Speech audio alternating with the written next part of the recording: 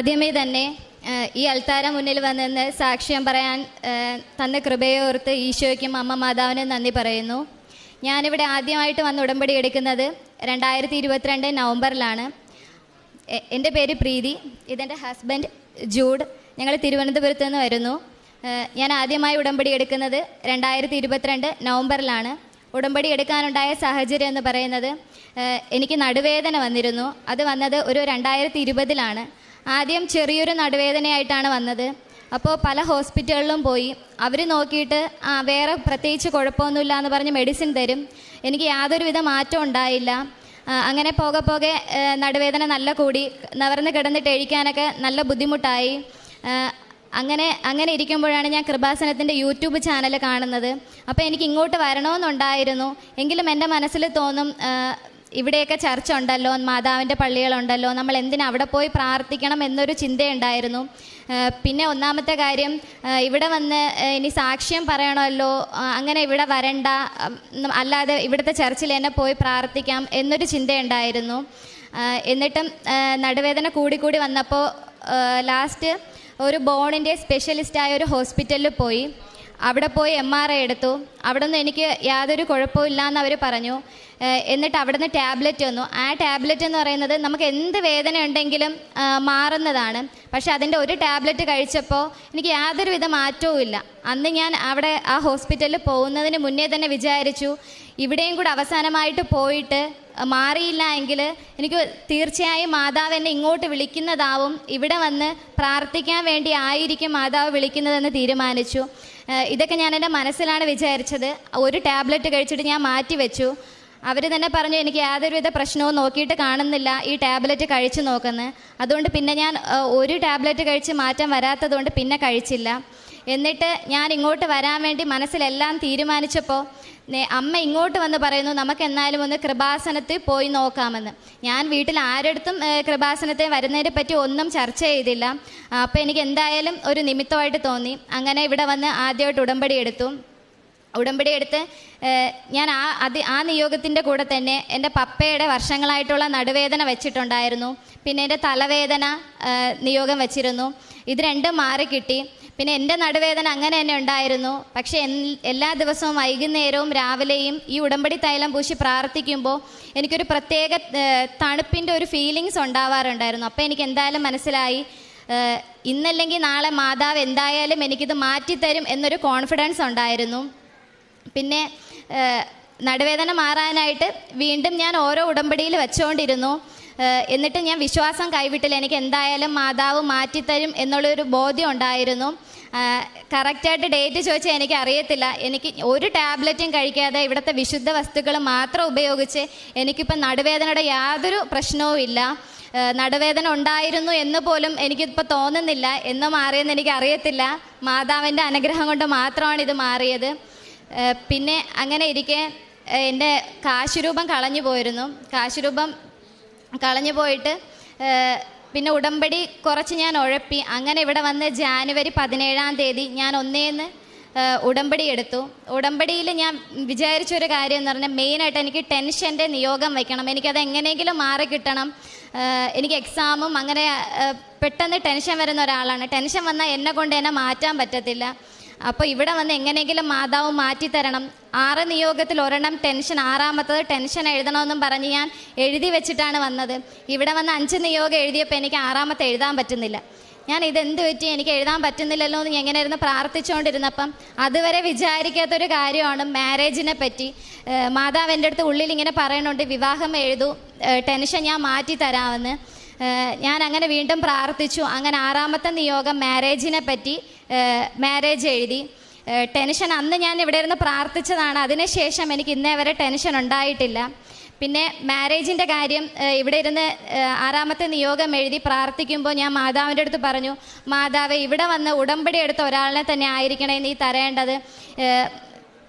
പിന്നെ കല്യാണം കഴിക്കാൻ പോകുന്ന വ്യക്തി മാതാവുമായിട്ടും ഏറ്റവും കൂടുതൽ ചേർന്ന് നിൽക്കുന്ന ഒരു വ്യക്തി തന്നെ ആയിരിക്കണമെന്ന് പ്രാർത്ഥിച്ചു. ആ ജനുവരിയിൽ തന്നെ എനിക്കൊരാലോചന വന്നു. സാധാരണ വീട്ടിൽ അങ്ങനെ മാരേജ് നോക്കിയിരുന്നതല്ല, പക്ഷെ എന്തോ മാതാവിൻ്റെ പ്രസൻസ് എല്ലാവർക്കും ഫീൽ ചെയ്തു.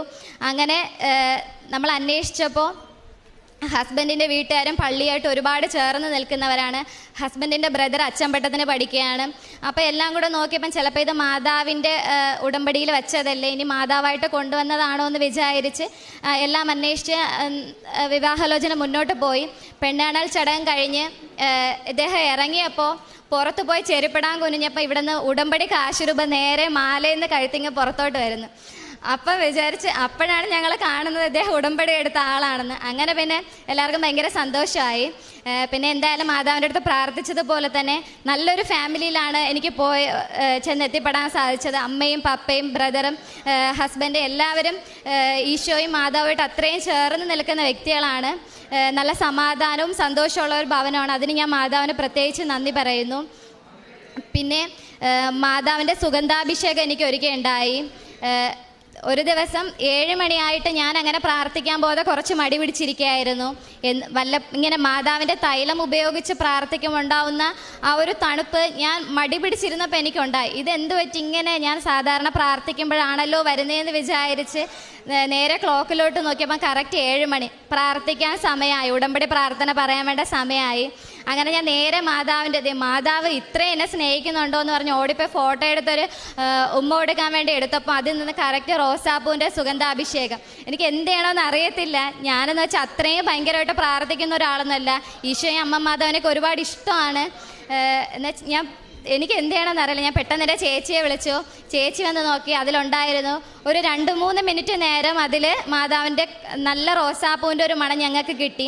അതേപോലത്തെ 2 ഫോട്ടോ ഉണ്ടായിരുന്നു. ഒന്ന് എൻ്റെ റൂമിൽ വെച്ച് പ്രാർത്ഥിക്കുന്നതും ഒന്ന് ഹാളിൽ വെച്ച് പ്രാർത്ഥിക്കുന്നതും സെയിം ഫോട്ടോയാണ്. മറ്റേ ഫോട്ടോയിൽ പോയി നോക്കി യാതൊരുവിധ മണവും ഇല്ല. അപ്പോൾ എനിക്ക് മനസ്സിലായി കറക്റ്റ് ഈ ഫോട്ടോയിൽ മാതാവ് ഞങ്ങൾക്ക് സുഗന്ധാഭിഷേകം തന്നതാണെന്ന് മനസ്സിലായി. പിന്നെ ഇവിടുത്തെ ഉടമ്പടിയിൽ നിയോഗം വെച്ചിരുന്നതാണ് എൻ്റെ കേട്ടറ്റ് എക്സാം. ഞാൻ ഡിഗ്രിക്ക് ഹിന്ദി ആയിരുന്നു. അത് കഴിഞ്ഞിട്ട് ഞാൻ HDC കഴിഞ്ഞു. എന്നിട്ട് ഡിഗ്രി കഴിഞ്ഞിട്ട് 3 വർഷമായി. അപ്പോൾ കുറച്ച് ഹിന്ദിയുമായിട്ടുള്ള ടച്ചൊക്കെ പോയി. എന്നിട്ട് അതുവരെ ഞാൻ കേട്ടറ്റ് എക്സാം എഴുതാൻ വേണ്ടി അങ്ങനെ പ്രിപ്പയർ ചെയ്തില്ല. പിന്നെ തോന്നി കേട്ടറ്റ് എക്സാം എഴുതാമെന്ന് അങ്ങനെ വിചാരിച്ച്. അപ്പോൾ കുറച്ച് ബുദ്ധിമുട്ടായിരുന്നു. എങ്കിലും ഞാൻ പണ്ട് പഠിച്ചതിൻ്റെ വെച്ച് എക്സാമിന് കുറച്ച് നാൾ മുന്നേ ഒരു ബുക്ക് വാങ്ങിച്ച് ജസ്റ്റ് വായിച്ചതേ ഉള്ളൂ. അത് സൈക്കോളജിയോ മലയാളമോ ഒന്നും തന്നെ ഞാൻ നോക്കിയിട്ടില്ല. ഞാൻ പഠിച്ച സബ്ജക്റ്റ് മാത്രമേ നോക്കിയിട്ടുണ്ടായിരുന്നുള്ളൂ. എങ്കിലും മാതാവിൽ വിശ്വസിച്ച് പണ്ട് പഠിച്ച കാര്യങ്ങളൊക്കെ എവിടെയൊക്കെ ഒരു ഓർമ്മ പോലെയുണ്ട്. എങ്കിലും വായിച്ചതൊക്കെ വെച്ചിട്ട് മാതാവിൻ്റെ കാശുരൂപവും തൈലവും ഒക്കെ ഇട്ടിട്ട് എക്സാമിന് പോയി. അങ്ങനെ കേട്ടിട്ട് എക്സാം പാസ്സാവാൻ പറ്റി. മാരേജ് ഡിസംബർ 28-ാം തീയതി ആയിരുന്നു. അപ്പോൾ എനിക്ക് അതിന് മുന്നേ ഒരു ആഗ്രഹം ഉണ്ടായിരുന്നു, ദൈവമേ ഞാൻ ഇപ്പോൾ എന്തായാലും PSC കോച്ചിങ്ങിനൊക്കെ പോകുന്നതേ ഉള്ളൂ, എനിക്ക് എന്തായാലും ഒരു ജോലി കിട്ടാൻ സാധ്യതയില്ല. എങ്കിലും മാതാവായിട്ട് എനിക്ക് മാരേജിന് മുന്നേ മുന്നേ കൈനീട്ടാതെ എനിക്കൊരു ജോലി തരണമെന്ന് ഞാനിങ്ങനെ മനസ്സിൽ എപ്പോഴും ആഗ്രഹിക്കുമായിരുന്നു. ഞാൻ ഓൺലൈൻ ക്ലാസ്സാണ് എടുത്തിരുന്നത്. ഒക്ടോബർ ആയപ്പോൾ ഞാൻ പഠിക്കുന്ന അതേ കോച്ചിങ് സെൻറ്ററിൽ റിസർച്ച് അസിസ്റ്റൻ്റായിട്ട് എനിക്ക് ജോലി കിട്ടി. അപ്പോൾ എനിക്ക് അവിടെ ഓഫ്ലൈൻ ക്ലാസ്സിനും അറ്റൻഡ് ചെയ്യാൻ പറ്റുന്നുണ്ട്, അവിടെ തന്നെ വർക്ക് ചെയ്യാനും പറ്റുന്നുണ്ട്. അതൊരു മാതാവ് തന്ന വലിയ കൃപയ്ക്കായി നന്ദി പറയുന്നു. പിന്നെ എൻ്റെ വീട്ടിൽ മാരേജിൻ്റെ കാര്യം വന്നപ്പോൾ നല്ല സാമ്പത്തിക ബുദ്ധിമുട്ടുണ്ടായിരുന്നു. അതും ഇവിടെ നിയോഗം വെച്ചിട്ടുള്ളൊരു കാര്യമായിരുന്നു. ഞങ്ങൾക്കൊരു ചിട്ടി കിട്ടാനുണ്ടായിരുന്നു. ഒക്ടോബർ വരെ ഞങ്ങൾക്ക് കിട്ടിയിട്ടുണ്ടായിരുന്നില്ല. ഞങ്ങൾ ഒക്ടോബറിലാണ് ഇവിടെ വന്ന് ഉടമ്പടി പുതുക്കിയപ്പോൾ നിയോഗം വെച്ചിട്ടുണ്ടായിരുന്നു. അങ്ങനെ ഞങ്ങൾക്ക് നവംബറിൽ ചിട്ടി പിടിക്കാൻ പറ്റി. ഞങ്ങൾ പ്രതീക്ഷിച്ചിരുന്നതിനേക്കാളും മാരേജ് നല്ല രീതിയിൽ അമ്മയും ഈശോയും കൂടെ നിന്ന് നടത്തി തന്നു.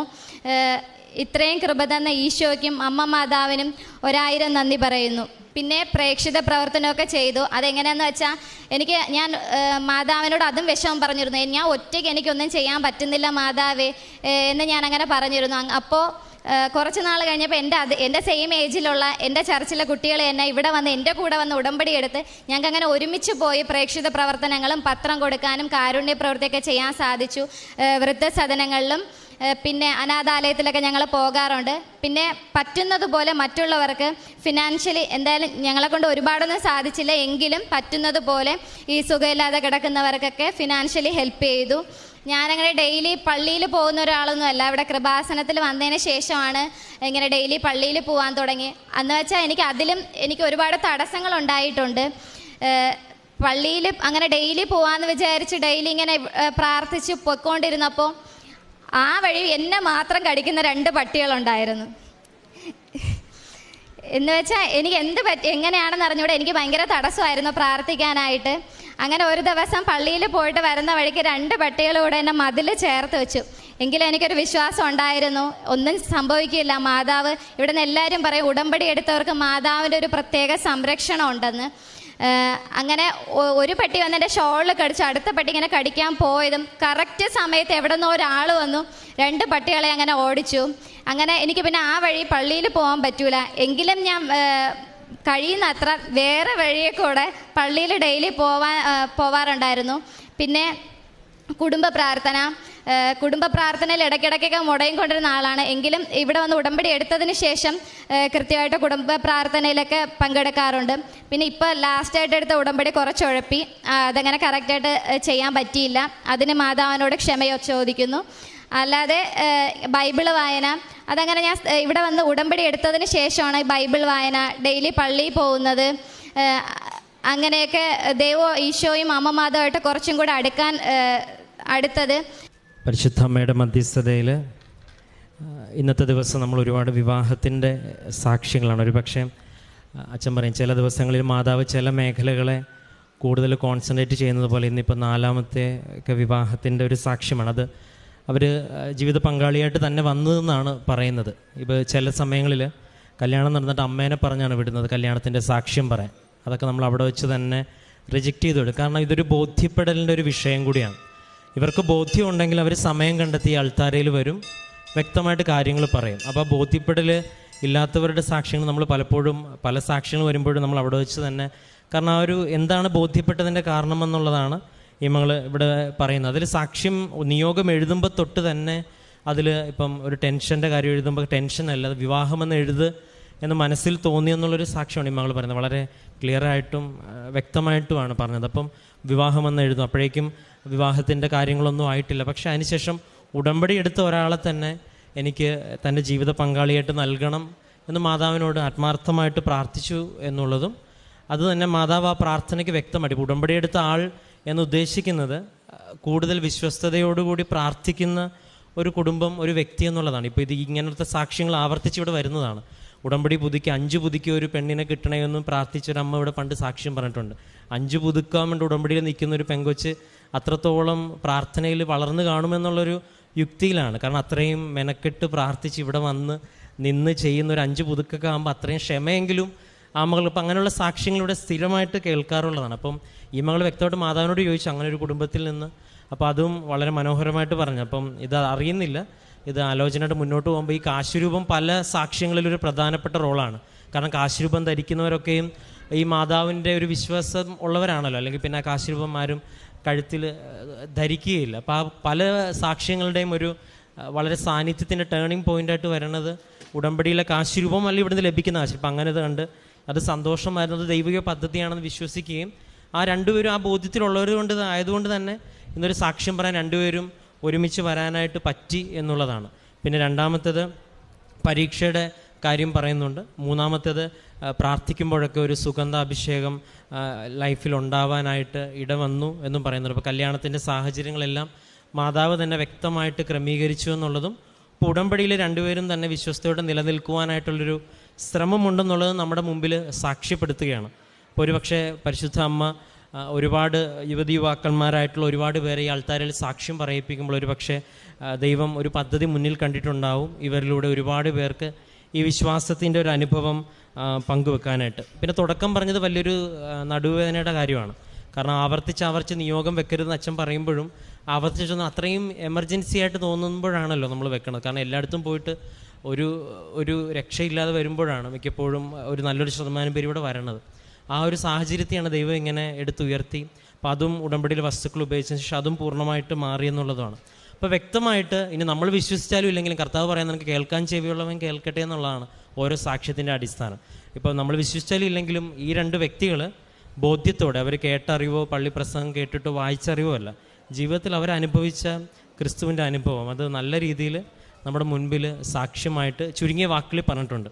അപ്പം വിശ്വാസത്തോടെ കേൾക്കുന്നവർക്കൊക്കെയും ഇത് അഭിഷേകമായിട്ടും അനുഭവമായിട്ട് മാറും. അപ്പം അമ്മ ഇങ്ങനെ വളരെ ഈ ഒരു പ്രായത്തിലുള്ളവരെല്ലാവരും ഇങ്ങനെ മാതാവ് ഇങ്ങനെ ഉടമ്പടിയിലൂടെ ഇങ്ങനെ സ്വന്തമാക്കുന്ന അനുഭവങ്ങൾ നമ്മൾ കേൾക്കുമ്പോഴേക്കും കൂടുതൽ ഉടമ്പടിയിൽ വിശ്വസ്തയോടെ പാലിച്ച് നിൽക്കുവാനായിട്ട് നമുക്ക് ഈ സാക്ഷ്യങ്ങൾ സഹായിക്കട്ടെ.